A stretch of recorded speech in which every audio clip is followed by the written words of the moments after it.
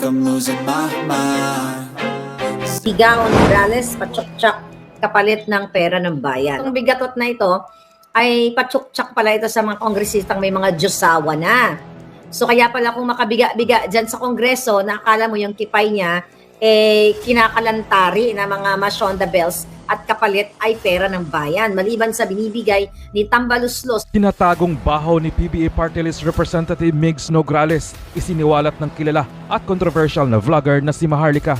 Ayon pa nga kay Maharlika ay pakangkang umano ang babaeng kongresista sa mga may asawa na sa loob ng kongreso kapalit ang pera ng taong bayan.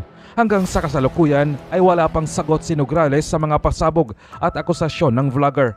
At kaya di umano ito malakas ang loob kalabanin ang mga Duterte ng Davao, ay suportado ito ni Speaker Romualdez o mas kilala sa tawag na Tambaluslos. Matatandaang naging maugong ang pangalan ni Migs Nograles dahil ito ang naghikayat sa National Telecommunications Commission na tanggalan ng prangkisa ang SMNI. Pangalawa, naging viral ito matapos supalpalin ni Pulong Duterte dahil ito ang nanguna sa pangangalap ng pirma kapalit ang tig-100 na ang layunin ay palitan ang ating saligang batas sa utos ni Tambaluslos.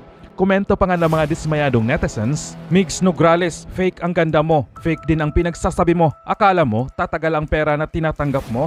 Baka akala mo aasinso ka sa pera na di mo pinaghirapan.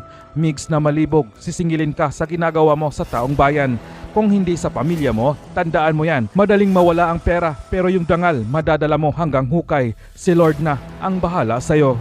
Napahiya kayo dahil sa milyong suhol, kapatid ninyo si Judas. Dapat kayo ang gipitin. Saan ang pera ng bayan? Resibo ninyo ilabas. Galit sa inyo ang taong bayan dahil wala kayong masagot. Ikaw Tambaluslos, saan ang 2 bilyon ng bayan? Pag totoo yan, sinasabi ni Madam Maharlika, ang labas ng hinayupak na Migs Nograles ay isang dakila at masahol pa sa tunay na pokpok sa balat ng lupa. Putragis ng mga kongresman hindi nahiya sa mga sabi na nagkabitan sila sa kongreso.